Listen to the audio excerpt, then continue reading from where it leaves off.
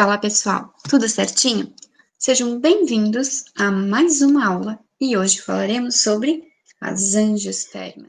Baseado em alguns registros fósseis, as angiospermas atuais teriam surgido lá no período Cretáceo inferior, há cerca de 140 milhões de anos aproximadamente.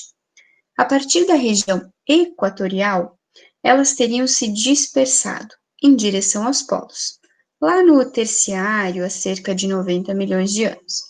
E elas já dominavam nesse período completamente o ambiente terrestre. E é por isso que eu deixei essa imagem para vocês, que é uma representação das angiospermas no período Cretáceo.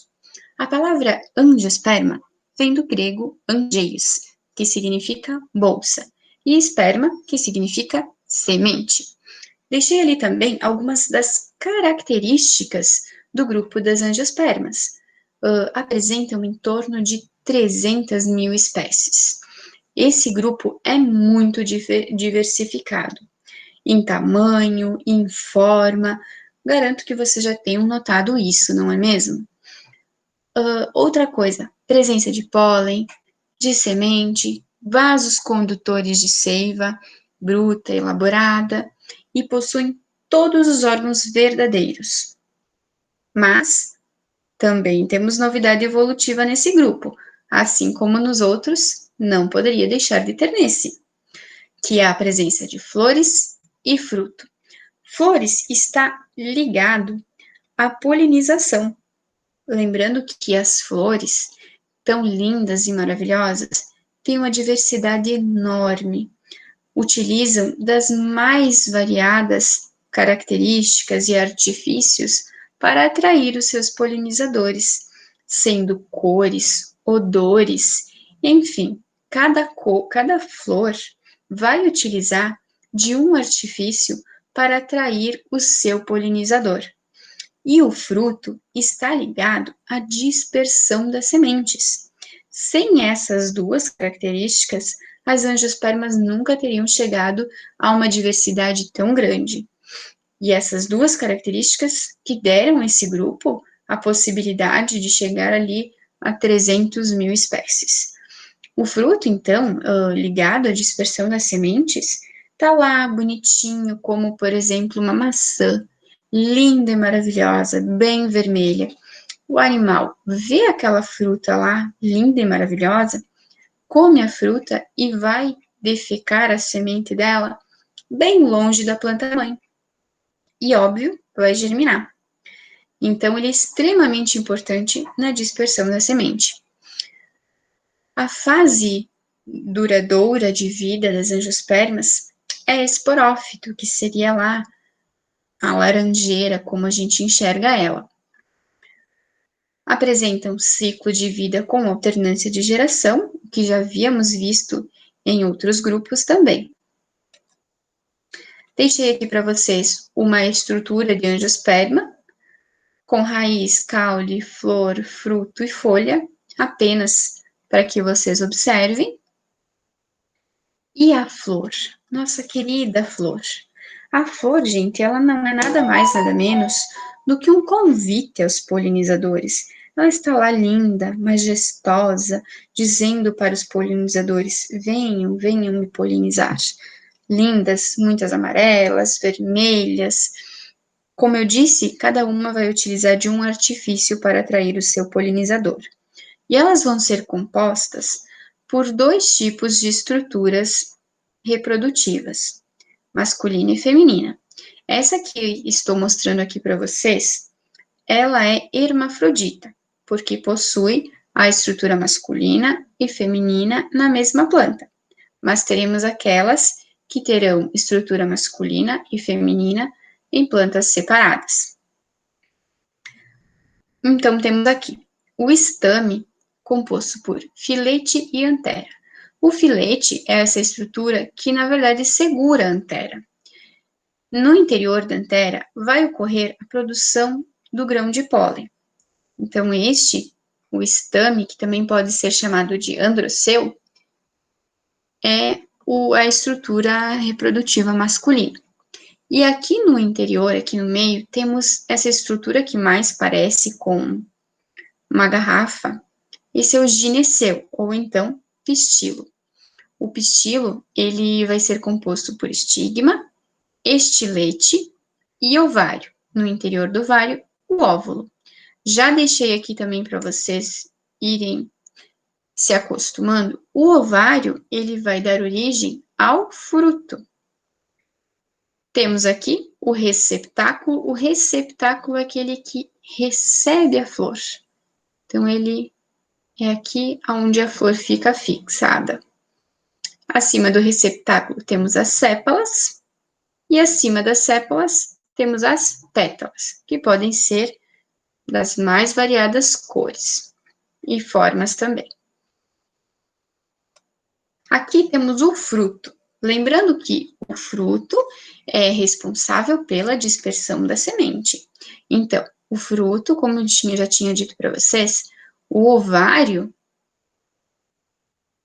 vai dar origem ao fruto. E as sementes são nada mais, nada menos que o óvulo, que irão dar origem às sementes. E aqui temos um pouco da semente, então. A semente, gente, pode ser aqui, ó, de dois tipos. Monocotiledônea, semente do milho, e eudicotiledônea. A semente, na verdade, elas são formadas a partir dos óvulos, como eu disse, depois da fecundação. Então, uma semente é constituída pela casca, que serve para proteção, podendo ser muito rígida ou não. Pela reserva aqui, o endosperma, que é a reserva alimentar da semente, vai servir como reserva energética. E aqui, como eu disse, pode ser monocotiledônea, os cotilédones, que dão origem à classificação das angiospermas, elas são classificadas em monocotiledonas, eucotiledôneas ou magnoleídeas, que não cabe aqui no momento. Monocotiledôneas vai ter a formação de um único cotilédone. Guardem essa informação para daqui a pouco. E as eudicotiledôneas terá a formação, como vocês veem aqui, de 2 cotilédones. Essa informação é bem importante na hora de poder observar as diferenças, as características de mono e eudicotiledôneas. Ciclo reprodutivo, então, das angiospermas. Bom, ciclo reprodutivo pode parecer um pouco complicado, mas na verdade ele é bem simples. Temos aqui, então, uma flor de angiosperma hermafrodita. Aqui no interior dela temos a estrutura feminina, que é o gineceu, e aqui temos o androceu e na parte mais superior, a antera. No interior da antera, temos estruturas chamadas sacos polínicos. No interior do saco polínico, encontramos células-mãe chamada micrósporo. O micrósporo sofre meiose, dando origem a outro micrósporo, que sofrerá novamente uma mitose daí. Essa mitose dará origem ao grão de pólen. O grão de pólen será dividida por célula vegetativa e célula generativa. A célula generativa irá se dividir em duas células espermáticas, pois a célula vegetativa irá dar origem ao tubo polínico, também podendo ser chamada de célula do tubo, e ela dará origem ao tubo polínico. Aqui no óvulo, teremos então no interior do óvulo a célula-mãe. Essa célula-mãe sofrerá meiose, dando origem a 4 células. 3 dessas células irão degenerar, regredir e degenerar. Mas a célula que permanece, sendo o megásporo, ele sofrerá mitose e dará origem a uma estrutura chamada saco embrionário. O saco embrionário é composto por 7 células. A oosfera, 2 sinérgides, células do núcleo, células centrais e as antípodas. Esses nomes não são importantes. mas já digo aqui para quem tiver interesse. Não é necessário gravar os nomes. Então, o que acontece? Através da polinização, o pólen vai chegar ao estigma e a célula do tubo vai começar a crescer, formando um tubo que vai chegar até a micrópila. Aqui nessa parte que a gente chama de micrópila, vai crescer até aqui. Logo atrás da célula do tubo, vem vindo as células espermáticas. E aqui, gente, acontece uma coisa mega importante.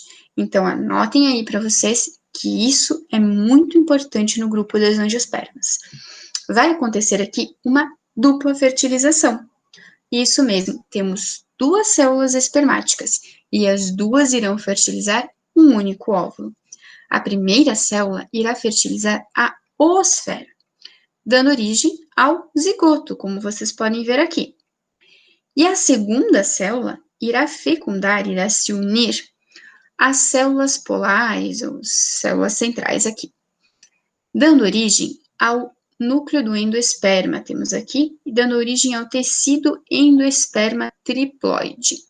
Triploide porque era uma célula espermática que se uniu a duas células centrais. Então, temos 3 células. Então, endosperma triploide. Esse endosperma triploide, gente, é extremamente importante no período de germinação da semente. Pois pensem um pouquinho, a semente está lá num ambiente favorável para germinar, mas ela não é capaz de realizar fotossíntese para ter energia e nutrientes necessários. Então, o que ela vai fazer? Vai utilizar todos os nutrientes e energias armazenados aqui no endosperma. Então, o embrião vai utilizar todo o nutriente que estiver aqui no endosperma. O endosperma nada mais é do que uma reserva energética para o momento de germinação. Então, ela vai germinar, dando origem a um esporófito jovem, que dará origem a um esporófito maduro, capaz de produzir flores e frutos. Então, esse é o ciclo reprodutivo das angiospermas.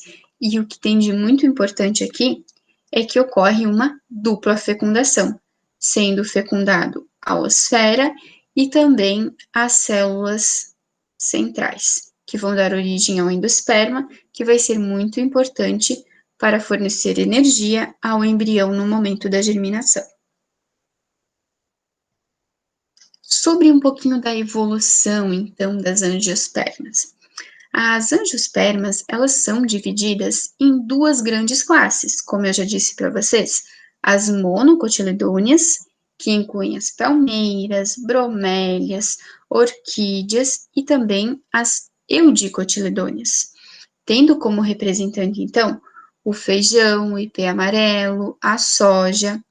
E juntas, essas duas classes, monocotiledôneas e eudicotiledôneas, representam 97% das espécies das angiospermas. E sendo que as remanescentes vão ser aquelas plantas que apresentam características um pouquinho mais primitivas e que surgiram antes ainda da separação entre monocotiledôneas e eudicotiledôneas.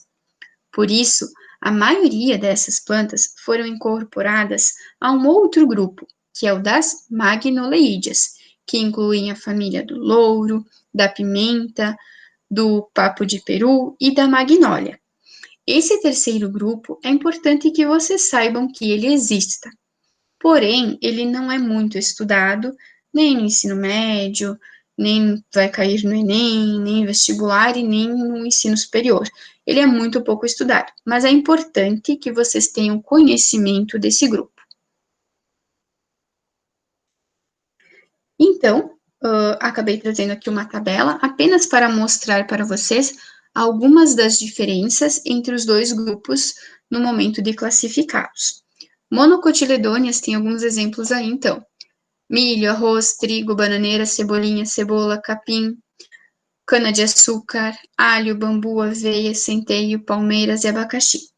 Eudicotiledôneas, feijão, soja, ervilho, roseira, goiaba, limão, laranja, mamão, café, abacate, jabuticaba, cacau, manga, tomate, mandioca.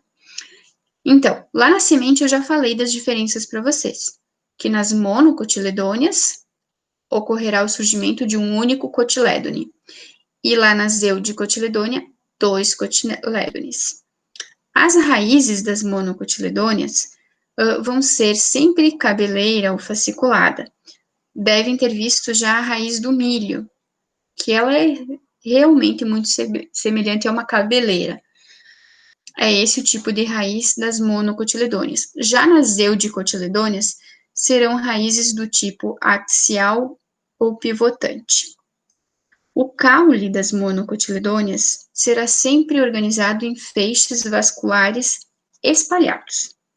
Já nas eudicotiledôneas, os feixes vasculares serão agrupados. Tipo de folhas, então. Nervuras paralelas nas monocotiledôneas, lembrem do milho, que tem as nervuras paralelas. Nas eudicotiledôneas, as nervuras serão ramificadas em forma de rede. Flores, nas monocotiledôneas, serão trímeras, ou múltiplas de 3. Nas eudicotiledôneas, serão pentâmeras, ou múltiplas de 5.